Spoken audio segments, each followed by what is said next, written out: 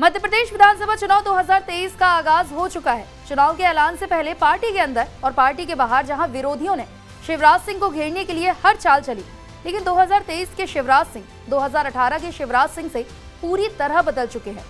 2018 में जहां शिवराज सिंह सिर्फ अपने कामों पर वोट मांगने के लिए निकले थे, वहीं इस बार 2018 में मिली हार से बड़ा सबक लेते हुए उन्होंने पहले से अच्छा होमवर्क कर लिया है। इसलिए इस बार उन्होंने न सिर्फ अपने कामों से जनता को खुश कर दिया, वहीं पार्टी के अंदर और बाहर अपने विरोधियों पर कैसे काबू में रखना है, इस कला पर भी अपना पूरा कंट्रोल कर लिया है। आज शिवराज सिंह को मध्य प्रदेश की राजनीति का सबसे बड़ा चाणक्य कहा जाने लगा है।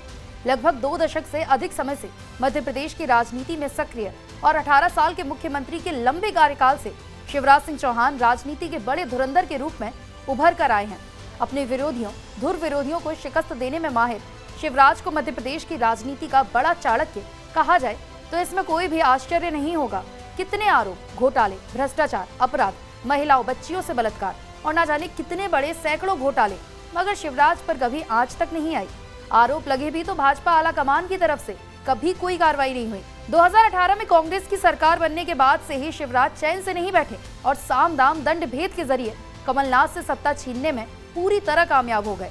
किस तरह उन्होंने नरेंद्र मोदी और अमित शाह को साधा और फिर सिंधिया को मैनेज किया और सत्ता पर काबिज हो गए, ये वाकई काबिले तारीफ है। कांग्रेस के 22 विधायकों को अपने पाले में कर लेना और एक भी विधायक टस से मस नहीं होना, जबकि राजनीति के बड़े धुरंधर कमलनाथ, दिग्विजय सिंह, सुरेश पचौरी जैसे बड़े नेता हाशिए पर चले गए क्योंकि एक भी विधायक उनसे टूट नहीं पाया। ये दिग्विजय और कमलनाथ की राजनीति पर सबसे बड़ा प्रश्न चिन्ह लगाता है। सुनने में तो ये भी आया है कि प्रदेश में हुए हनी ट्रैप कांड को भी कमलनाथ भुना नहीं पाए। इतना बड़ा हाई प्रोफाइल सनसनीखेज मामला, यदि इसमें लिप्त सफेद पोश लोगों के चेहरे से पर्दा हटता तो भाजपा और कांग्रेस के कई दिग्गज धराशाही हो चुके होते। लेकिन सूत्र तो ये भी बताते हैं कि इसमें भाजपा के साथ कांग्रेस के तमाम बड़े लीडर भी लपेटे में आ जाते और यही शिवराज के लिए रामबाण साबित हुआ। और कमलनाथ ये कहते ही रह गए कि मेरे पास हनी ट्रैप कांड की पेन ड्राइव और सीडी है, लेकिन कर कुछ नहीं पाए। सत्ता से हाथ और धो बैठे और शिवराज को थाली परोस दी गई।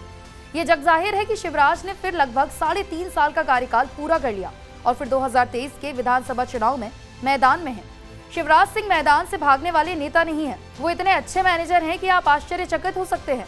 उन्होंने अमित शाह को मध्य प्रदेश में प्रोजेक्ट किया और ये बताया कि मध्य प्रदेश विधानसभा चुनाव की कमान केंद्रीय गृह मंत्री अमित शाह ही संभालेंगे। अमित शाह 2-3 बार आए भी। भाजपा हेडक्वार्टर में कंट्रोल रूम बनाया गया। अमित शाह को पूरे चुनाव की कमान दी गई और ये बताने की कोशिश की गई कि अमित शाह के नेतृत्व में ही मध्य प्रदेश के बीजेपी विधानसभा चुनाव लड़ेगी।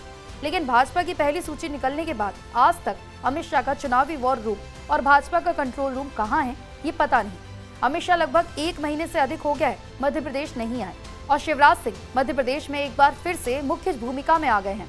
उन्होंने अपने खतरनाक विरोधियों को, चाहे कैलाश विजयवर्गीय हो, नरेंद्र सिंह तोमर हो, प्रहलाद पटेल हो, उन सबको ये बताने की कोशिश की है कि मध्य प्रदेश की राजनीति का सबसे बड़ा खिलाड़ी तो मैं ही हूँ, आ जाओ मैदान में। नहीं तो कैलाश विजयवर्गीय जैसे कद्दावर नेता को उनके पुत्र आकाश विजयवर्गीय की विधानसभा सीट से टिकट न देकर संजय शुक्ला, जो वर्तमान विधायक है, और विष्णु शुक्ला के पुत्र हैं, जो भाजपा के बड़े नेता रह चुके हैं, जिनके आगे खुद कैलाश विजयवर्गीय भी नतमस्तक हुआ करते थे, उनके बेटे से भिड़वा दिया।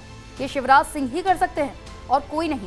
उन्होंने कुछ महीने पहले कहा भी था कि मामा के तरकश में अभी कई तीर बाकी हैं, उनका तीर कैलाश पर जाकर लगेगा या आकाश पर, ये तो वही जाने। नरेंद्र सिंह तोमर जैसे कद्दावर नेता केंद्रीय मंत्री को विधानसभा चुनाव लड़वा दिया। अमित शाह और मोदी को मैनेज करना उन्हें बहुत अच्छे से आता है। ये सब टिकट भी उन्हीं के इशारे पर दिए गए हैं कि जो सीएम की रेस में दम भरते हैं, आओ मैदान में, 2-2 हाथ हो जाएं। मध्य प्रदेश इतने कर्जे में है कि कौन कमान संभालेगा, कौन अपने ऊपर ठीकरा फुड़वाना चाहेगा, कौन शिवराज सिंह चौहान की योजनाओं को आगे तक लागू कर पाएगा। दूसरा मुख्यमंत्री होगा तो बहुत सारी योजनाओं को बंद करना पड़ेगा।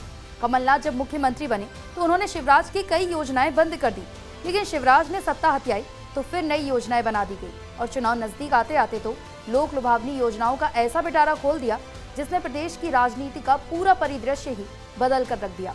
यही तो शिवराज सिंह की खासियत है, अपने खतरनाक विरोधियों को पटकनी देने में सिद्धहस्त है। आकाश विजयवर्गीय का टिकट कटना यही बताता है और कैलाश विजयवर्गीय हारे तो उन दोनों बाप बेटे की राजनीति को कमजोर करने की रणनीति का हिस्सा भी हो सकता है। मोदी और अमित शाह में इतना अच्छा गठजोड़ है कि उनका जैसा कोई मिसाल नहीं है। आने वाले समय में शिवराज सिंह चौहान राजनीति में परिदृश्य को बदलने की ताकत रखते हैं, तभी तो उनके इशारे पर सबसे ज्यादा टिकट दिए गए हैं। जिससे विधायक दल की मीटिंग में शिवराज को ही नेता चुन लिया जाए। वैसे भी अमित शाह और नरेंद्र मोदी की गुड बुक में शिवराज का नाम सबसे ऊपर है। तभी तो शाह मध्य प्रदेश की चुनावी कमान संभालते संभालते शिवराज के भरोसे पर ही पूरा दारोमदार सौंप गए। यही शिवराज की खासियत है, यही उनकी चाणक्य नीति है, यही उनकी मोनोपोली है कि वो अपने आगे किसी को टिकने नहीं देते।